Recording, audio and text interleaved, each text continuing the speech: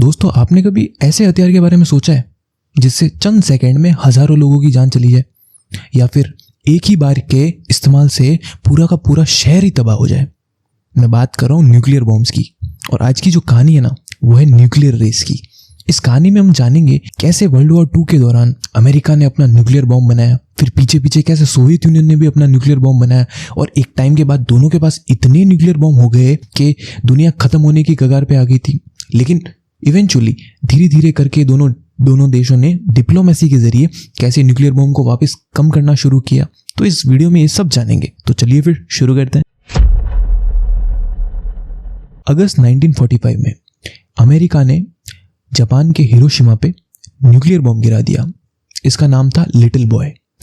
चंद second में 70,000 लोगों की जान चली गई और इवेंचुअली मैं कहूँ कि भाप बन गए वो लोग। उनको पता भी नहीं चला कि हुआ क्या भाई, और पूरा शहर तबाह हो गया सर। कुछ नहीं बचा, राख। और कुछ दिनों में फिर नागासाकी पे भी एक बॉम्ब गिराया गया, फैटमैन नाम का। उससे 40,000 लोगों की तुरंत जान चली गई और इवेंचुअली पूरा शहर तबाह हो गया। लेकिन जानों का सिलसिला यहाँ खत्म नहीं हुआ।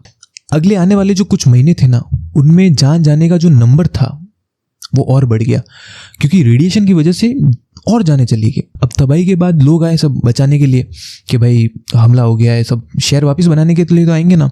तो उन लोगों को ये नहीं पता था कि भाई न्यूक्लियर बॉम्ब है ये, और इसको फटने के बाद इससे रेडिएशन निकलता है, और वो रेडिएशन इतना खतरनाक होता है ना कि इतनी दर्दनाक मौत होती है कि इंसान सोच ही नहीं सकता। मतलब जो हमले के दौरान मर गए ना, उनको तो पता भी नहीं चला, उनके दिमाग तक तो ये सिग्नल भी नहीं पहुंचा कि भाई हुआ क्या। कुछ सोचे उससे पहले ही वो भाप बन गए। पर वो जो लोग रेडिएशन से मरे ना, उनकी मौत बहुत दर्दनाक तरीके से हुई थी। इस कहानी का जो सिलसिला है वो शुरू होता है मैनहट्टन प्रोजेक्ट से। वर्ल्ड वॉर 2 जब चल रहा था ना, और हिटलर अपनी पावर के पीक पे था, तब एल्बर्ट आइंस्टाइन और लियो ज़िलार्ड, ये बहुत महान फिजिसिस्ट थे उस जमाने के, इन दोनों ने मिलकर अमेरिका के जो प्रेसिडेंट थे फ्रैंकलिन डी रूजवेल्ट, उनको एक चिट्ठी लिखी कि भाई हिटलर जो है वो न्यूक्लियर बॉम्ब बनाने की तैयारी में। हिटलर के पास थे वर्नर हाइजेनबर्ग, महान फिजिसिस्ट जर्मनी के, और वर्नर हाइजेनबर्ग की पूरी टीम तैयार है। हिटलर ने अगर न्यूक्लियर बॉम्ब बना लिया ना सर, तो दुनिया खत्म हो जाएगी सर। वो कुछ भी कर सकता है हिटलर फिर। और ये चिट्ठी फिर एल्बर्ट आइंस्टाइन ने रूजवेल्ट तक पहुंचाई। अब एल्बर्ट आइंस्टाइन उस समय के महान फिजिसिस्ट थे, उनकी बात में दम था सर। फिजिक्स की दुनिया में एल्बर्ट आइंस्टाइन का बहुत बड़ा नाम था उस जमाने में। रूजवेल्ट ने क्या किया, बहुत सीरियसली लिया इस चिट्ठी को। रूजवेल्ट ने तुरंत एक कमेटी बिठाई, सबको बुलाया भाई, जनरल्स और टॉप डिप्लोमेट्स वगैरह, कि भाई क्या करना चाहिए। तो सबने सजेशन दिया कि भाई हिटलर बनाए उससे पहले हम न्यूक्लियर बॉम्ब बना लेते। तो बोला ठीक है भाई, क्योंकि अमेरिका इन चीज़ों में बहुत फास्ट है डिसीजन लेने में। फटाफट न्यू मैक्सिको के एक डेजर्ट में एक पूरी सिटी बसाएगी सर, पूरी सिटी। 1,30,000 लोग थे उस प्रोजेक्ट में। इस प्रोजेक्ट का नाम था मैनहट्टन प्रोजेक्ट, मतलब अमेरिका का न्यूक्लियर बॉम्ब बनाने का प्रोजेक्ट। इसमें टोटल $2 बिलियन का खर्चा आया सर। और उस जमाने में $2 बिलियन यानी बहुत बड़ी बात होती थी। इसको हेड कौन कर रहे थे सर पता है आपको?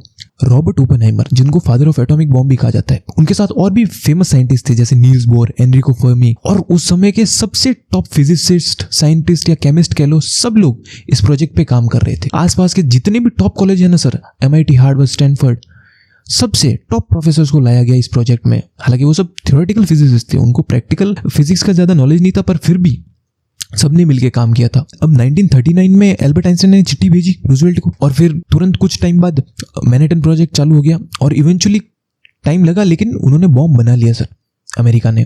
1945 में बॉम्ब तैयार हो गया, और फिर जापान ने उसका इस्तेमाल भी किया।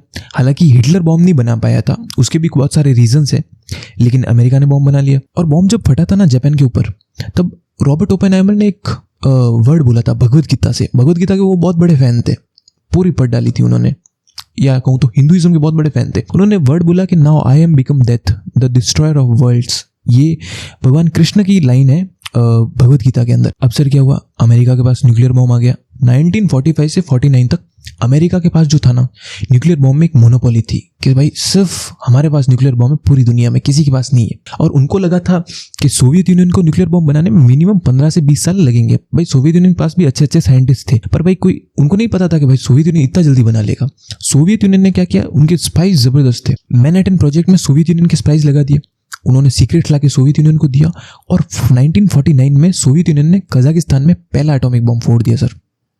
अब सोवियत यूनियन के पास भी एटॉमिक बॉम्ब आ गया, ये भी इस रेस में शामिल हो गया। और अमेरिकन देख के शॉक हो गए कि भाई ये कैसे हो गया। तब अमेरिकन को पता चला कि भाई किसी ने उनके साथ गद्दारी की है, किसी ने इनके साथ सीक्रेट शेयर की। इस वजह से सोवियत यूनियन के पास न्यूक्लियर बम आया है। अब सर दोनों टीम बराबर हो गई, अमेरिका और सोवियत यूनियन दोनों के पास न्यूक्लियर बम आ गए। अब नेक्स्ट स्टेज क्या आता है?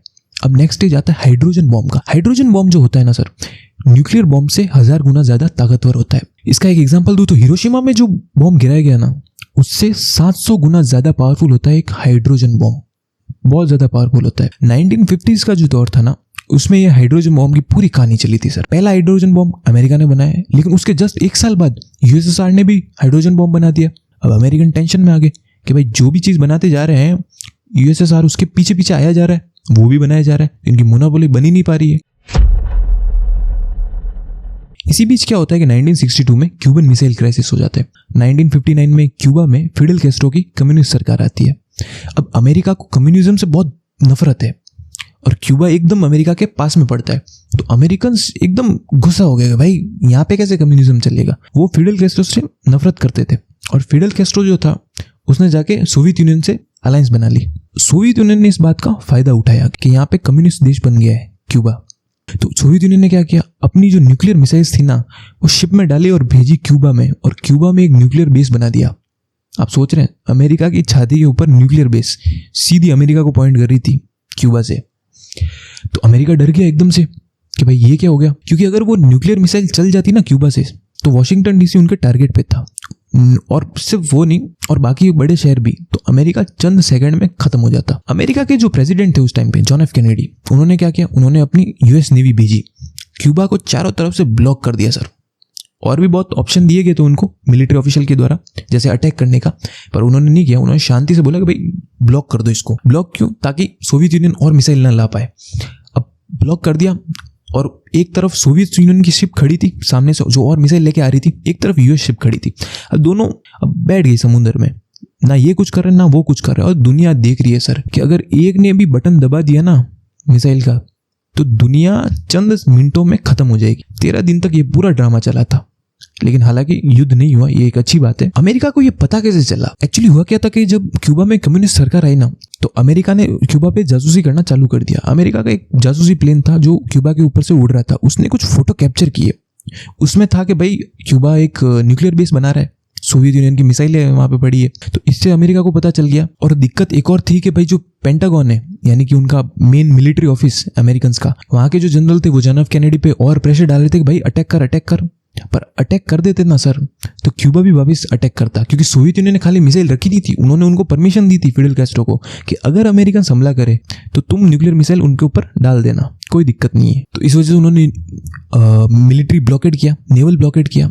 एंड में जाके दोनों देशों के, सोवियत यूनियन के और अमेरिका के, दोनों देशों के जो लीडर्स थे सोवियत यूनियन के थे निकिता क्रुश्चेव और यहाँ के जॉन एफ कैनेडी, दोनों ने मिली शांति वार्ता की, मतलब डिस्कशन वगैरह किया कि भाई अब क्या करना चाहिए। ऑब्वियसली भाई लड़ेंगे तो नहीं, न्यूक्लियर वॉर हो जाएगी। तो दोनों ने एक डील साइन की सर। सोवियत यूनियन ने बोला कि भाई तू चाहता है ना कि मैं न्यूक्लियर मिसाइल हटाऊं, मैं क्यूबा से हटा लूंगा, तू अपने मिसाइल टर्की से हटा। तो हालांकि फिर अमेरिकन भी मान गए। अमेरिका ने बोला मैं टर्की से मिसाइल हटा लूंगा, ये सीक्रेटली बोला था, ऑन रिकॉर्ड नहीं था ये, क्योंकि टर्की से सीधा वो सोवियत यूनियन को पॉइंट करते थे, सोवियत यूनियन का भी खतरा था। तो इवेंचुअली दोनों ने अपनी मिसाइल्स हटा ली और ये जो पूरा ड्रामा था ये खत्म हो गया। ये जो न्यूक्लियर बेस चल रही थी ना, इसमें कॉन्सेप्ट आता है मैड का, यानी कि म्यूचुअल अश्योर्ड डिस्ट्रक्शन। इसका क्या मतलब हुआ कि एक टाइम आया जब दोनों देशों के पास इतने ज्यादा न्यूक्लियर वेपन्स हो गए थे कि अगर एक ने भी बटन दबाया तो दूसरा वापस इतने न्यूक्लियर बॉम्ब छोड़ेगा कि पूरी दुनिया खत्म हो सकती है। अगर अमेरिका सोवियत यूनियन पे हमला करता है तो सोवियत यूनियन इतने बॉम्ब गिराएगा अमेरिका पे कि अमेरिका तो जाएगा, पूरी दुनिया चली जाएगी, खत्म। इसलिए इन दोनों ने कभी डायरेक्ट वॉर नहीं लड़े कोल्ड वॉर में, हमेशा इन्होंने प्रॉक्सी वॉर लड़ी। अब सर बात आती है कि भाई न्यूक्लियर मिसाइल दोनों ने बना तो ली, बहुत सारी जमा कर ली, पर सर पहुंचाए कैसे? अब पहुंचानी भी तो है। सोवियत यूनियन यहाँ पे है, अमेरिका एकदम दूसरे कोने पे है, पहुंचाए कैसे? तो यहाँ पे आते हैं न्यूक्लियर डिलीवरी सिस्टम्स। इसमें कुछ फेमस भी थे जैसे ICBM, inter continental ballistic missile. अब ये कैसी मिसाइल थी जो एक कॉन्टिनेंट से दूसरे कॉन्टिनेंट तक फायर कर सकती थी, थाउजेंड्स ऑफ किलोमीटर इनकी रेंज थी, बहुत खतरनाक थी, दोनों देशों ने बना ली सर। फिर आती है SLBM, submarine launch ballistic missile, यानी कि सबमरीन के अंदर न्यूक्लियर मिसाइल डाल देते थे, सबमरीन को डिप्लॉय कर देते थे दुनिया के अलग अलग जगहों पे, और तैयार रहने को बोलते थे कि भाई कि जब भी हमला हो वो वहाँ से उस पर फायर कर सके। और एक थे बॉम्बर प्लेन। बॉम्बर प्लेन अपना ट्रेडिशनल तरीका के प्लेन में मिसाइल भर के जाएंगे और देश के ऊपर गिरा देंगे, सिंपल। अमेरिका के पास था अपना B-52 बॉम्बर, और सोवियत यूनियन के पास ट्यूपोलेव Tu-95 बॉम्बर। ये जो तीनों सिस्टम थे ना, इनको न्यूक्लियर ट्रायड कहा जाता था। अब ऐसा क्यों किया? ताकि अगर एक सिस्टम फेल हो जाए तो दूसरा सिस्टम हमला कर सके। अब पहले तो न्यूक्लियर मिसाइल जो थी एक देश में पड़ी थी, अब एयर, लैंड और सी तीनों जगह से इनको फायर किया जा सकता था। 60s और 70s का जो दौर था उसमें स्पेस रेस हुई, यानी कि 1957 में सर सोवियत यूनियन ने पहला सैटेलाइट लॉन्च किया दुनिया का, स्पुतनिक। वो क्या करता था, हर 24 घंटे में पृथ्वी का एक चक्कर काटता था और बीप बीप बीप ऐसी साउंड प्रोड्यूस करता था। ज़्यादा कोई काम नहीं करता था, ऐसे साउंड प्रोड्यूस करता था। और अमेरिकन्स डर गए कि भाई ये क्या लॉन्च कर दिया, आज वहाँ पे सैटेलाइट भेजा है, कल वहाँ न्यूक्लियर मिसाइल भेजेंगे और वहाँ से हमारे ऊपर फायर करेंगे। तो अमेरिकन्स खतरनाक डर गए, घबरा गए एकदम। फिर अमेरिकन्स ने अपनी कमेटी बिठाई कि क्या करना चाहिए। तो उन्होंने बोला भाई हमको भी बनानी चाहिए सैटेलाइट और स्पेस रेस में उतरना चाहिए भाई, नहीं तो ये तो हमको ख़त्म ही कर देगा। तो वहाँ से फिर नासा की शुरुआत हुई। अमेरिका के जो हेड साइंटिस्ट थे वर्नर वॉन ब्रॉन, जिन्होंने नासा बनाया, ये जर्मन साइंटिस्ट थे। जर्मनी वर्ल्ड वॉर 2 के बाद जर्मनी से इन्होंने कैप्चर करके यहाँ पे लेके आ गए थे। और सोवियत यूनियन के पास थे सर्गी कोरोलेव, उनके हेड साइंटिस्ट। हालांकि सोवियत यूनियन जो था वो यूएसए से बेटर था स्पेस रेस में, स्पेस टेक्नोलॉजी में, हर चीज़ में। उन्होंने पहला इंसान सोवियत यूनियन ने भेजा, पहली लेडी सोवियत यूनियन ने भेजी, पहला जानवर सोवियत यूनियन ने भेजा, पहला सैटेलाइट सोवियत यूनियन ने भेजा। सिर्फ मून लैंडिंग में सोवियत यूनियन हार गया था, वहाँ पे अमेरिका जीता। वो क्यों हारा था? क्योंकि सर्गी कोरोलेव की डेथ हो चुकी थी। और उसके बाद जो साइंटिस्ट हेड बने थे वो इतने कैपेबल नहीं थे कि सोवियत यूनियन को चांद तक पहुंचा पाए, इसलिए सोवियत यूनियन हारा था। लेकिन Soviets were far more better than the Americans, no doubt. और वहाँ पे, और मैं आपको बताता हूँ, वर्नर वॉन ब्रॉन जो थे ना नासा के हेड, उनको फादर ऑफ रॉकेट साइंस कहा जाता है। Can you believe it? Father of rocket science को एक दूसरा साइंटिस्ट सर्गी कोरोलेव जो उस फील्ड का स्टूडेंट है उसने हरा दिया उनको। और वो जो फादर ऑफ रॉकेट साइंस कहा जाता है वो कुछ कर ही नहीं पा रहे। अमेरिका का एक के बाद एक सैटेलाइट जो है वो फेल होता जा रहा है, लोगों की जान जा रही है। और यहाँ पे दूसरी तरफ यूएसएसआर है जो एक के बाद एक सैटेलाइट भेजे जा रहा है अंतरिक्ष में। फिर अमेरिका ने बोला कि भाई ये छोटे मोटे काम तो इन्होंने कर लिया, कि पहला आदमी भेजना अंतरिक्ष में, पहला सैटेलाइट भेजना, हम कुछ बड़ा करेंगे ताकि एक बार में मामला सेटल हो जाए। अमेरिका ने बोला कि भाई हम सीधे चांद पे जाएंगे। उन्होंने अपना अपोलो प्रोग्राम लॉन्च किया, मतलब कि अब सीधा रॉकेट लेके चांद पे उतरेगा आदमी। अपोलो प्रोग्राम जब चल रहा था ना, उसमें बहुत सारी गड़बड़ी भी हुई, बहुत लोगों की जान भी गई। जो टेस्ट सैटेलाइट था उसमें आग लग गई थी। तो पहले जो सैटेलाइट जो जाने वाले थे एस्ट्रोनॉट्स, वो जल के मर गए थे। तो उनके बाद दूसरी टीम को भेजा गया। पर इवेंचुअली 1969 में इंसान जो है पहली बार चांद पे कदम रखता है, और ये कौन था? Neil Armstrong. और दुनिया हैरान, अमेरिका बन गया पहला देश जिसने चांद पे कदम रखा है। और सोवियत यूनियन बाद में चांद तक नहीं पहुंच पाया था क्योंकि सर्गी कोरोलेव की डेथ हो चुकी थी, और बाद में जो साइंटिस्ट थे वो उतने कैपेबल नहीं थे। हालांकि स्पेस रेस का विनर तो वैसे अमेरिका को कहा जाता है, बट मेरे हिसाब से सोवियत यूनियन जो था ना वो असली विनर था, क्योंकि सोवियत बहुत अच्छे थे स्पेस टेक्नोलॉजी में अमेरिका के मुकाबले। अमेरिका ने सिर्फ एक बड़ी चीज़ की थी, चांद पे भेजा था इंसान को, लेकिन उससे पहले जो भी बड़ी बड़ी चीज़ें थी वो सोवियत यूनियन ने की थी। सोवियत का एक एटीट्यूड था, सोवियत लॉन्ग टर्म पे विश्वास नहीं रखते थे, वो बस पहले करने में, कोई भी काम पहले करने में विश्वास रखते थे। अमेरिकन जो थे ना वो लॉन्ग टर्म का सोचते थे कि भाई ये जो कोल्ड वॉर है आज नहीं तो कल खत्म हो जाएगा, फिर अपन क्या करेंगे, तो ये जो टेक्नोलॉजी हम बना रहे हैं ये हमारे देश के कैसे काम आ सकती है। उनका हमेशा लॉन्ग टर्म का था। सोवियत यूनियन इतना नहीं सोचते। सोवियत यूनियन क्या सोचते थे कि भाई अभी जीत जाए बस खत्म, बाद का बाद में देखेंगे, रात गई बात गई। फिर दौर आता है सर डिप्लोमेसी का। सबने बहुत सारी मिसाइल्स भी बना ली, सबने अपने रॉकेट्स भी बना लिए, और दोनों को रियलाइज हुआ कि भाई ये जो सिलसिला है ये कभी खत्म होने वाला ही नहीं है। और किसी ने अगर एक दिन एक्सीडेंटली या इमोशनली बटन दबा दिया ना न्यूक्लियर मिसाइल का, तो पूरी दुनिया खत्म हो जाएगी। तो इन्होंने इवेंचुअली कहा कि भाई कोई जीतने वाला तो है नहीं, तो इन्होंने क्या किया, शांति वार्ता चालू कर दी। यानी अब दौर आता है डिप्लोमेसी का, कि डिप्लोमेसी के जरिए जो प्रॉब्लम है उसको सॉल्व किया जाए। अब बात आती है आर्म्स कंट्रोल ट्रीटीज की। सोवियत यूनियन और अमेरिका के बीच में ना बहुत सारी ट्रीटीज साइन हुई ताकि भाई न्यूक्लियर मिसाइल्स को कंट्रोल किया जा सके। इसमें बहुत इंपॉर्टेंट ट्रीटीज थी, जैसे NPT, nuclear non proliferation treaty. इसका क्या मतलब था कि अब भाई जिसने बना लिए न्यूक्लियर बॉम्ब्स वो ठीक है, अब और नए देश नहीं बनाएंगे। ठीक है।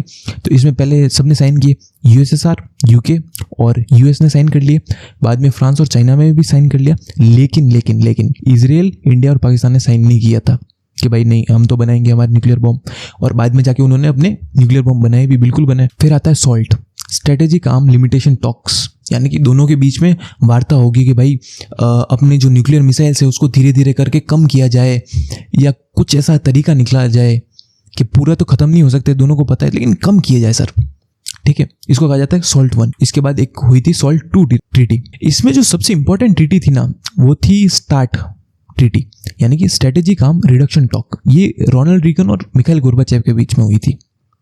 इसमें क्या था, दोनों देशों ने क्या एग्री किया कि अपने न्यूक्लियर मिसाइल्स की पूरी एक कैटेगरी है ना सर, उसको खत्म कर देंगे, और किया भी इन्होंने। अमेरिका ने अपनी पर्शिंग सेकेंड जो कैटेगरी थी न्यूक्लियर मिसाइल्स की वो खत्म की। यूएसएसआर ने क्या खत्म किया, SS-20 मिसाइल्स, वो खत्म कर दी। फिर बात आती है रोनाल्ड रीगन और गोर्बाचेव की। मिखाइल गोर्बाचेव ये जो थे ना सोवियत यूनियन के लास्ट प्रेसिडेंट माने जाते हैं, लास्ट लीडर माने जाते हैं। इनकी वजह से सोवियत यूनियन का सत्यानाश हुआ था, और सोवियत यूनियन का जो कोलैप्स हुआ था उनका रीजन इन्हीं को माना जाता है। 80s का जो दौर था ना, इन दोनों के बीच में ना, रोनाल्ड रीगन और मिखाइल गोर्बाचेव के बीच में एक दोस्ती डेवलप हुई। पहली बार ये 1985 में जिनेवा समिट में मिले। दोनों ने डिस्कशन किया कि भाई बहुत मिसाइल्स हो गई, इनको कम करना चाहिए। हालांकि ट्रीटीज वगैरह साइन हुई थी, पर फिर भी दोनों देशों ने ऐसे फेस टू फेस बात की कि भाई और भी ज़्यादा अगर ख़त्म हो सके, कम की जा सके मिसाइल्स तो देखते हैं। तो उन्होंने कहा ठीक है भाई, लेकिन इवेंचुअली इतनी बात बनी ही नहीं। फिर नेक्स्ट टाइम 1986 में आइसलैंड में एक समिट हुआ, वहाँ पे गोर्बाचेव और रोनाल्ड रीगन फिर से मिले। इस बार थोड़ी सीरियस टॉक हुई, दोनों के बीच में दोस्ती और बढ़ी। उन्होंने कहा कि भाई बिल्कुल खत्म होनी चाहिए, क्योंकि दिक्कत क्या हुई, ट्रीटीज के बावजूद दोनों के पास इतनी न्यूक्लियर मिसाइल्स थी कि दुनिया को 20 से 30 बार खत्म किया जा सके। और कहा जाता है कि एक पीक जब था ना कोल्ड वॉर का, 70,000 न्यूक्लियर मिसाइल थी पूरी दुनिया में, सोवियत यूनियन और यूएसए की मिला के 70,000। Can you imagine sir? इसलिए ये ट्रीटीज इतनी ज़रूरी थी। और आखिर में आती है INF treaty, intermediate range nuclear force treaty. ये सबसे इंपॉर्टेंट मानी जाती है। इसमें क्या था कि दोनों देश एक दूसरे को एक रिपोर्ट पेश करेंगे कि भाई हमारे पास इतने न्यूक्लियर वेपन्स है, ये कैटेगरीज है, और देख लो भाई तुम, ठीक है ना, और धीरे धीरे हम इसको कम करेंगे। हालांकि पूरी रिपोर्ट तो कोई नहीं देता है, चालाकी सब लोग करते हैं, तो उन्होंने भी की। लेकिन इसमें यही था कि भाई अब जो भी हम न्यूक्लियर मिसाइल बनाएंगे या सीक्रेट प्रोजेक्ट काम करें तो कुछ भी सीक्रेट नहीं होगा। दोनों देश एक दूसरे को बताएंगे कि भाई हम कौन सी न्यूक्लियर मिसाइल बना रहे हैं, अब क्या चल रहा है, कुछ भी प्राइवेट सीक्रेट नहीं रहेगा। लेकिन दिक्कत क्या हो जाती है सर कि 1991 में सोवियत यूनियन का कोलैप्स हो जाता है, खत्म। इसका रीजन क्या था, अफगानिस्तान पे जो अटैक किया था सोवियत यूनियन ने, वो इकोनॉमिक क्राइसिस आया सोवियत यूनियन में, और पॉलिटिकल इंस्टेबिलिटी थी। एक्चुअली क्या था, एंडिंग के जो लीडर्स थे सोवियत यूनियन के, वो बहुत कमज़ोर थे सर। और कहा जाता है कि वो जो एंडिंग वाले लीडर थे ना, स्पेशली मिखाइल गोर्बाचेव, वो यूएस के एजेंट थे। क्यों? क्योंकि मिखाइल गोर्बाचेव जो थे वो पिज़्ज़ा हट की एड में भी आए थे, जबकि सोवियत यूनियन नफरत करता है यूएसए और उसकी कंपनियों से। तो पिज़्ज़ा हट की एड में आना यानी कि कुछ तो गड़बड़ है। और आज भी कहा जाता है कि भाई गोर्बाचेव जो थे यूएस के एजेंट थे, और उन्हीं की वजह से ये सब हुआ था, उनके रॉन्ग डिसीजन। सोवियत यूनियन में क्या किया, बहुत सारे रिपब्लिक्स थे। तो जब सोवियत यूनियन में रिवॉल्यूशन स्टार्ट हो गए छोटे छोटे देशों के, उनको गुस्सा आने लगा, वो अलग होने की कोशिश कर रहे थे। तो गोर्बाचेव ने क्या किया, गोर्बाचेव ने उनको ख़त्म करने की जगह उनको आज़ादी दे दी कि भाई तुम आज़ाद हो सकते हो, लेकिन सोवियत यूनियन का नाम रखना पड़ेगा। मतलब तुम एक तरीके से आज़ाद हो सकते हो, लेकिन तुम्हें झंडा और बाकी सब सोवियत यूनियन का रखना पड़ेगा। 50-50, मतलब 50% ही सोवियत यूनियन का अब कंट्रोल रहेगा। तो जैसे ये हुआ, उनका रिवॉल्यूशन और बढ़ गया, और इवेंचुअली सोवियत यूनियन को हार माननी पड़ी। और धीरे धीरे करके ना सर, जैसे ही गोर्बाचेव ने अनाउंस किया कि अब सोवियत यूनियन खत्म हो रहा है, एक एक करके सब देश भागने लगे, बिखरने लगा। सोवियत यूनियन इवेंचुअली बिखर गया, और खाली रशिया बच गया सबसे बड़ा देश, और 15 रिपब्लिक देशों में सोवियत यूनियन बट गया। अब जब सोवियत यूनियन का पतन हुआ, उसके बाद अमेरिका ने रशिया को अपना एलाई बनाया। बोरिस येल्सिन रशिया के प्रेसिडेंट बने, वो भी अमेरिका से बहुत इन्फ्लुएंस थे, कहा जाता है वो भी यूएस के एजेंट थे। अमेरिका ने रशिया से शांति वार्ता की, भाई फ्रेंडशिप की, और बोला कि भाई अब जो न्यूक्लियर मिसाइल्स जो थी वो सोवियत यूनियन में सब देशों में बढ़ गई थी। तो रशिया से दोस्ती की अमेरिका ने, रशिया को बोला कि भाई तो तू ये जमा कर, भाई छोटे देश है, पता नहीं कैसे इस्तेमाल करे। तो रशिया ने वापस सारे देशों से बात करके वो न्यूक्लियर मिसाइल्स वापस ले ली, और उन्होंने दे भी दी कि भाई हमारे क्या करें, न्यूक्लियर मिसाइल तू वापस ले ले, तू भाई बड़ा देश है, तू वापस ले। सारी मिसाइल जो थी रशिया ने ले ली। इवेंचुअली न्यूक्लियर रेस जो थी वो खत्म हो चुकी थी। तो दोनों देश अब टेंशन फ्री हो गए, रशिया और अमेरिका। सोवियत यूनियन तो टूट ही गया। फिर दोनों देशों ने ड्रेस्टिकली एकदम रिड्यूस कर दिया अपने स्टॉक पाइल जो था न्यूक्लियर बॉम्ब्स का। और आज जो है ना कम से कम 10,000 न्यूक्लियर मिसाइल्स है अमेरिका और रशिया को मिला के। पूरी दुनिया में तो 12,500 है। मतलब आज भी इतनी न्यूक्लियर मिसाइल्स है कि भाई पूरी दुनिया तबाह हो सकती है। इसलिए जो बड़े देश होते हैं ना सर, वो कभी झगड़ा नहीं करते, क्योंकि उनको पता है उनका झगड़ा हुआ तो भाई पूरी दुनिया खत्म चंद मिनटों में। तो ये थी न्यूक्लियर रेस की कहानी। अगर ये कहानी आपको अच्छी लगी हो तो प्लीज़ सब्सक्राइब कीजिएगा। ये कहानी सुनने के लिए आपका बहुत बहुत शुक्रिया।